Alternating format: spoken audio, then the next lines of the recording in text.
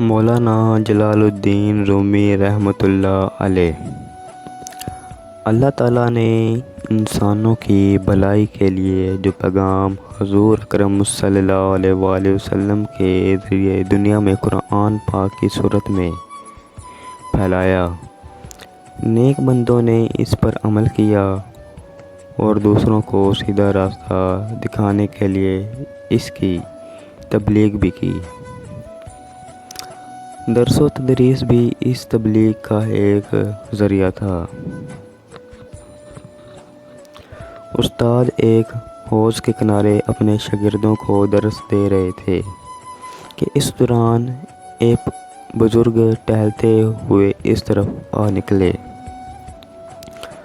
مسافر معلوم ہوتے تھے، کپڑے گرد میں اٹے ہوئے اور جوتے پھٹے ہوئے تھے۔ تھوڑی دیر سنتے رہے، پھر بولے، اس کتاب میں کیا ہے؟ استاد نے نرمی سے جواب دیا، ہاں حضرت، ہاتھ سے لکھی ہوئی اس کتاب میں وہ کچھ ہے جو آپ نہیں جانتے۔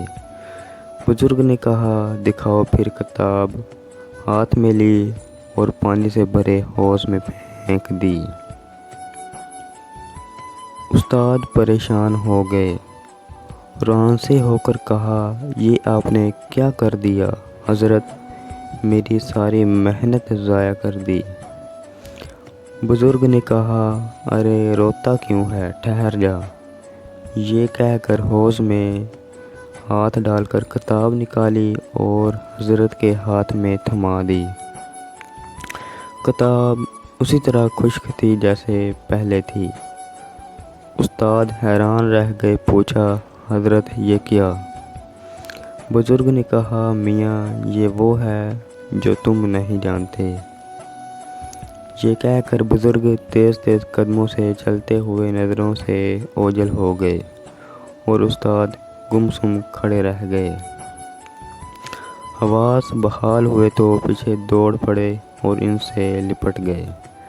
بچوں، یہ بزرگ تھے شمس تبریز، اصل نام شمس الدین، اور استاد مولانا جلال الدین رومی کے نام سے مشہور ہوئے، جن کے بارے میں آج آپ کو تفصیل سے بتاتے ہیں۔ بچپن: جلال الدین رومی 4 ربیع الاول 604 ہجری 30 ستمبر 1270 عیسوی کو جمعے کے روز افغانستان کے قدیم شہر بلخ میں پیدا ہوئے۔ والد شیخ بہاؤالدین عالم فاضل بزرگ تھے۔ رومی کا شجرہ نسب حضرت ابوبکر صدیق رضی اللہ تعالیٰ عنہ سے جا ملتا ہے۔ صوفی بزرگ حضرت خواجہ فرید الدین عطار نے رومی کے بچپن ہی میں پیش گوئی کر دی تھی کہ یہ لڑکا بلند مقام پائے گا۔ رومی نے ابتدائی تعلیم اپنے والد سے ہی حاصل کی، پھر ان کے ایک مرید سید برہان الدین، جو اپنے زمانے کے بڑے عالم اور محقق مولی رومی کی تربیت کرتے رہے۔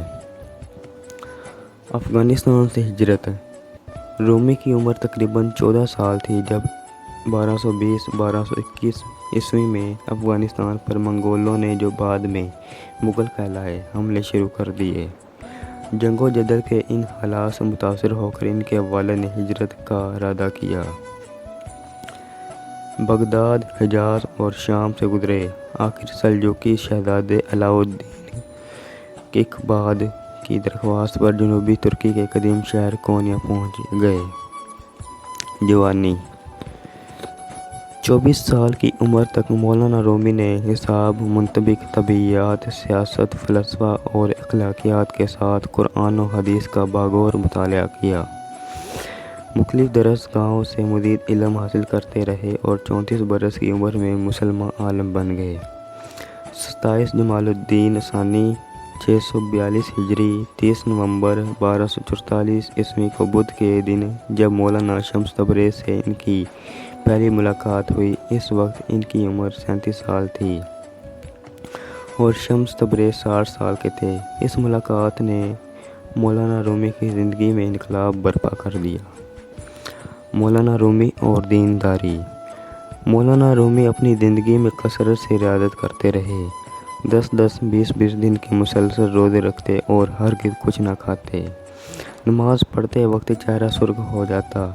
کئی مرتبہ عشاء کی نماز کے بعد 2 رکعت نفل کی نیت کرتے اور انہی 2 رکعتوں میں صبح ہو جاتی تھی۔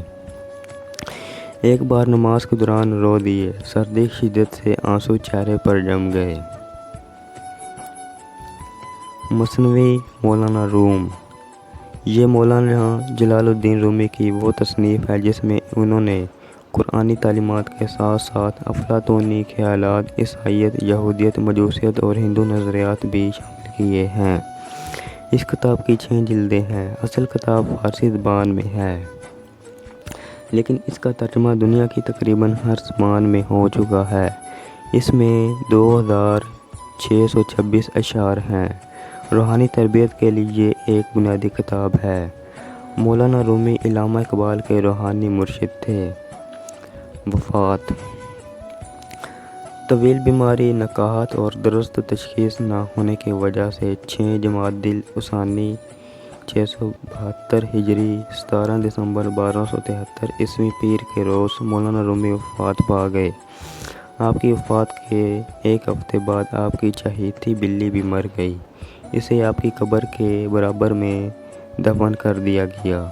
مولانا کے بعد ان کی پوتی اور ان کے دوسرے بیٹے سلطان ولد کی بیٹی ایک عرصے تک اپنے دادا کے افعال کی نشر و اشاعت کرتی رہیں۔